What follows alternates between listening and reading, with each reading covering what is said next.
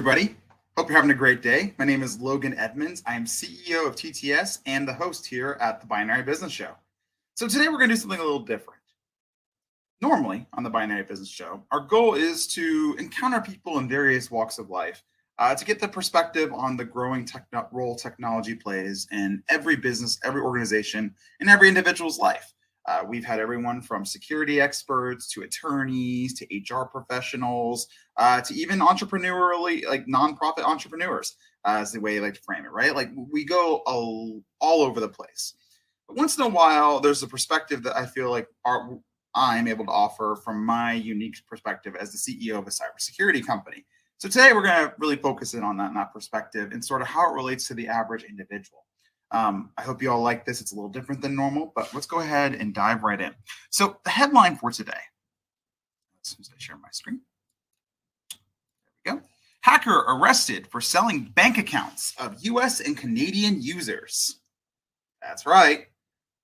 We're going to talk about hackers and we're going to talk about money today. These are two topics that a lot of people both feel is overblown, and at the same time, the other side of the coin feels is not talked about enough.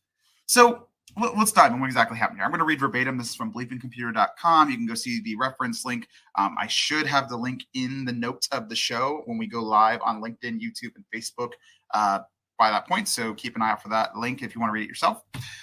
Ukraine cyber police arrested a 31-year-old for running a cybercrime operation that gained access to the bank accounts of American and Canadian users and sold it on the dark web. The suspect distributed Trojanized software as free resources using several websites that he administered. He also promoted these sites through advertising campaigns.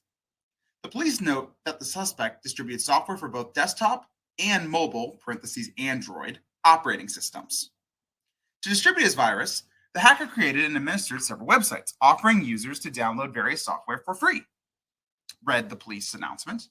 The suspect launched an entire advertising campaign on the internet to promote the controlled web resources.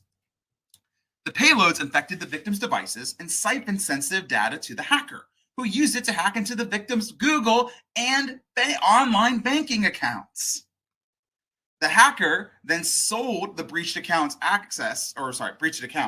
other cybercriminals over the dark web, arranging payments in bitcoins after contacting them over the phone using a Russian number. The Ukrainian authorities say the suspect had accomplices for this activity who maintained darknet accounts. Their identities is currently unknown, but authorities are looking to learn who they are during the investigation. The press release from the police also mentioned that the hacker had been active since 2017. Holy guacamole, he's been around for 7 years at this point, and pivoted to phishing in 2021. Preliminary details confirm the cybercriminal obtained at least $92,000 from his activity, but that figure is likely to be much higher. We're going to talk about that. The arrest occurred on February 14th, happy Valentine's Day, at the suspect's home. The police confiscated various items during 3 separate seizures, including a luxury Mercedes-Benz SUV worth around $65,000. For his criminal activity, the suspect now faces up to 8 years in prison and confiscation of all his property for violations of the Criminal Code of Ukraine, Part 2, Article 209, and Part 2, Article 361. Sorry, I'm going to skip the parentheses because I'm not going to read the entire laws. And Part 1 of Article 361-1. To reduce the reduce the risk of malware infections while searching for specific software tools, users should exercise caution with promoted results on Google search and verify that the loaded site is the official one from the vendor. It's also a good idea to use an ad blocker. I'm going to end there, and we're going to talk about what we just read. So that's a lot of money. That's a lot of money to me as a Western U.S. citizen, but it's going to even sound even crazier in a second. Let me take a sip here. That's better. So the average Russian salary is somewhere around $14,000 USD per year. Let that sink in. $14,000 USD per year. Now, Ukrainian numbers are a little bit in flux, obviously, with the way the world is going over there. But understand that the wages of what it takes for USD to live That part of the world typically are a lot lower than you'd find in the United States or Western Europe. $65,000 is what they said, right? $65,000. Yeah, a $65,000 Mercedes-Benz sitting on this guy's property. I'm going to go on a limb and say for his part of the world, he was making bank, especially if you've been in business for the last 10 years, or 7 years, sorry, at least since 2017, according to the article. Last 7 years. You know what? I'm going to Google this right now. Average salary, Ukraine. Because I used Russian and that's not fair to Ukrainian citizens. It's even lower. According to timedoctor.com, it would be taking the average person in Ukraine annually earns about 276,000 UAH, Ukrainian hryvnia, I think is how you pronounce that. I probably butchered that. Based on the exchange rate in April 2023, this amounts to $7,500 USD annually. If they're alleging, like they said, that he made at least at bare minimum $92,000, it's more than 10 years salary Ukrainian. And of course, the article did, or yes, that's correct, more than 10 years salary Ukrainian. And the article did make a note to mention the number is likely much higher. This is just officially what they're 100% tracing back to him. That is bonkers amount of money for someone living in that part of the world. Bonkers. So what exactly did this guy do? Let's break down this article. Well, for starters, he's 31 years old. I'm 31. I can tell you right now, I'm not making 10 years salary for any specific activity. He focused from the Ukraine on Canadian and American targets. Again, why would he do that? Well, as we touched on, the almighty conversion rate. 7,500 USD equals 1 year's salary. And when you get down the conversion rate for the average Ukrainian citizen, there's a lot of financial incentive for targeting American and Canadian users, as this individual did from that part of the world. What did he do exactly? He used Google Ads. He advertised a website that looked legit enough to go on Google Ads and say, hey, here's free software for what you're looking for, and convince regular people to click it and install it who are looking for free software instead of paying the subscription, chances are. I'm going to go allegedly and say it's my hypothesis here. He didn't just go to desktop users either, or computers. A lot of people think, well, that they're just going to go after my laptop because then I have antivirus there. No, he targeted Android users too. How many of us have anti-malware software or some kind of detection on our phones? Not many. It's actually far and few in between. He acted as a broker, though. That's the other thing, too, I think is very interesting here. He focused, according to this article, on getting access to two primary vehicles. What were they? Google accounts, aka Gmail, or Google Drive might be, and bank accounts. So he was focused on what he was looking for. And once he got those two things, what did he do? He didn't use them himself for financial gain directly. He sold access like a broker. He sold access like a broker to people who are actually willing to pay him for that access. Why are you talking about that, Logan? Why does that matter? Because it to me, reading this article, it tells me one thing, and it's something that most of the cybersecurity community is already aware of. There's a full cottage industry around hacking. Hacking is no longer a guy sitting in a garage somewhere with a hoodie. Well, it can be, but not generally. It is considered a business venture by most of these people. This guy operated like a business. He did advertising. He had a go-to-market campaign. He had a business model where he could act as the broker to sell something that somebody else doesn't want. And obviously it was working. They found a $65,000 car in his property, right? Like it's a cottage industry. A lot of this comes down to when you are in that kind of the world, if you can make $10,000 even on a single hack, that's more than a year's worth of your salary working a normal 9-to-5 job. That's a huge amount of temptation for anyone. The average breaches that we deal with range somewhere between 50 to 120,000 on average. And that's just the across the board average. I'm not talking the high end ones. You might have heard last few weeks ago, there was like a 25 million to cyber thing. Yeah, that's like a tippy top, obviously, for a single cyber event. And there's some lower ones too. I have a family member that actually fell for one that cost them $1,000, right? They range. But typically, we're seeing across the board, from my experience as a cybersecurity proactive advisor, as someone who's been involved in remediation and doing cybersecurity insurance breach claims, We're seeing somewhere between 50 to 120,000 on average, usually per cost of actual money when money is stolen from business bank accounts.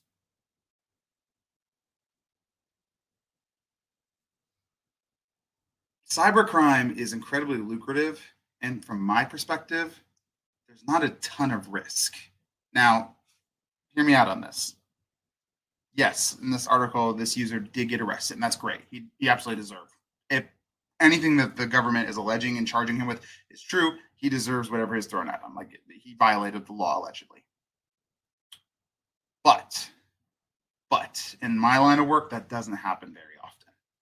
Not as much as we want to see it. And the article goes and makes a specific reference. He was operating, doing activities of this nature for at least 7 years before he got caught. It's a long time to do a lot of damage. Go across the Ukrainian border, allegedly. Again, I'm not a lawyer nor am I a prosecutor, but allegedly, there's tons of Russian criminals working against Western targets, trying to take money from them. Why is that a big deal? If you target U.S. interests, guess who doesn't have an extradition treaty with Russia? The United States. No risk, at least not criminally. This entire thing reads out as someone who really thought through a business strategy as much as a hacking campaign. He knew his target audience enough that he could target them with Google Ads as far as his prospect, the people he was selling, right? The goods.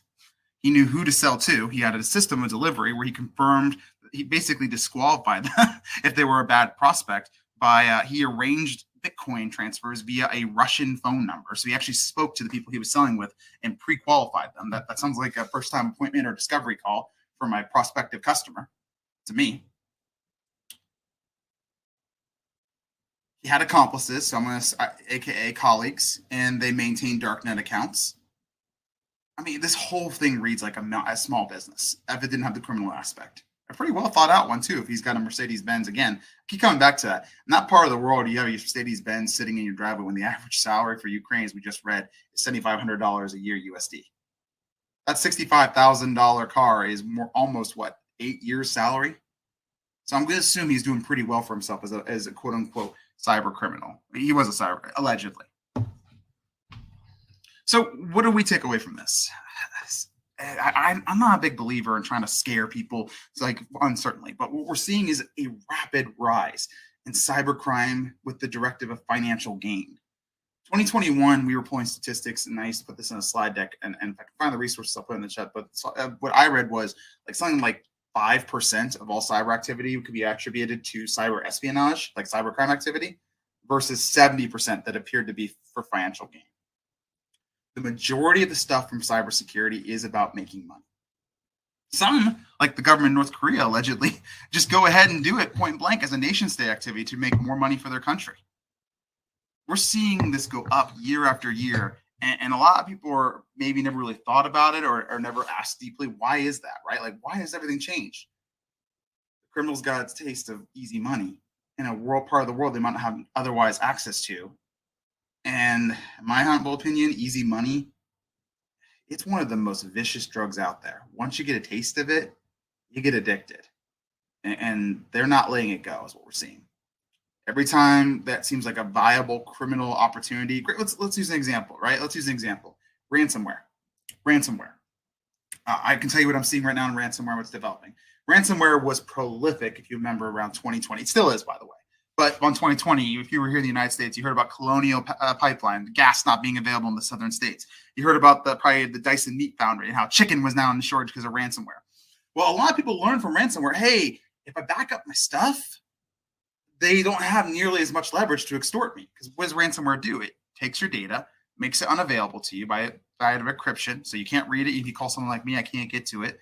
And it holds that for ransom and says, hey, you want your stuff back to run your business, your computers, your critical files, your accounting, whatever it might be, pay us and we'll unencrypt it.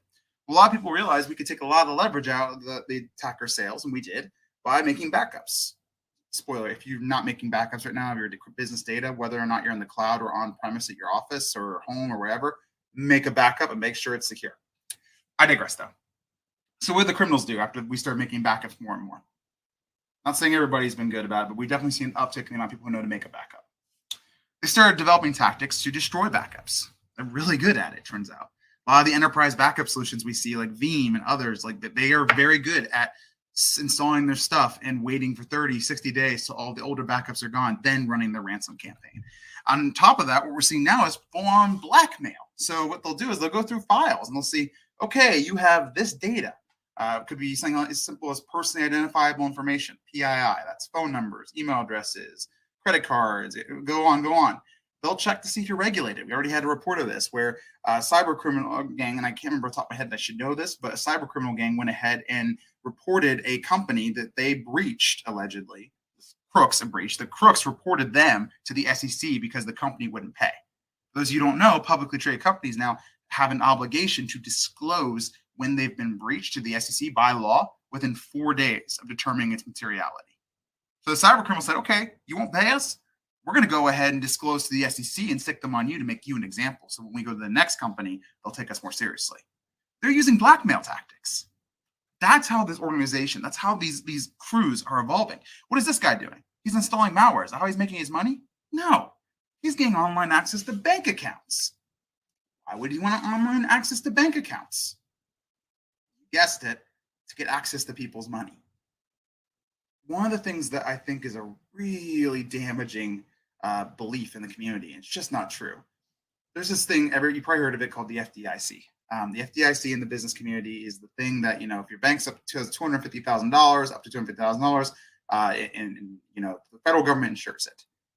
What people don't realize is that doesn't cover wire fraud. If someone wires money out of your bank account to a different bank overseas, you got 24 hours to reverse that sucker or it's gone. FDIC does not reimburse that. FDIC is if the bank fails. What covers that, if you're in business like me, is your business insurance. And I am not an insurance agent, but I can tell you right now, the amount of policyholders I have seen who've unfortunately found out that their insurance doesn't cover crime for cyber insurance, or doesn't have a very good crime coverage. Another thing is like $10,000 and they lost $100,000. I have story after story that fits into that category.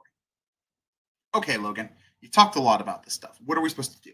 Cool. So for proactive stuff you can do, and this goes without saying, and you'll probably find this from tons of other people as well. Proactively, turn on multi-factor authentication. That one thing on your bank accounts and your email, is it unbeatable? No. But does it make the cyber criminals' days a lot harder to get through? Yes. It makes their job that much harder, and you want to make their job harder. Cool. 2, back up your data. You want to back up your data no matter whether or not it's on the computer or in the cloud.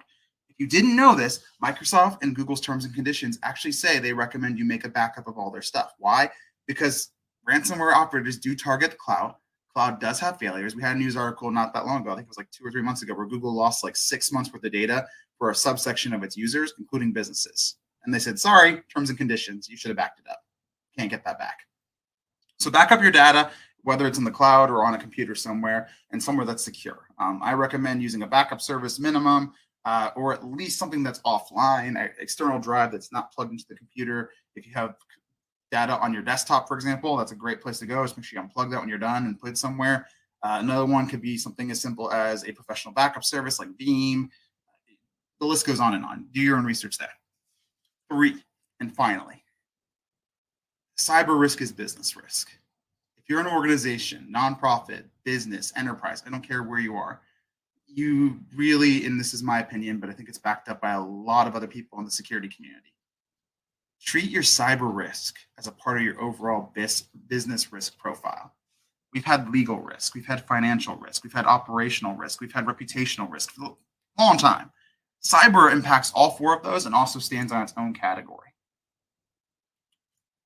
The goal of a business or a nonprofit or whoever organization's leadership is to manage risk effectively, and they need vehicles to interpret this risk that exists in the wild into something they can actually do something about.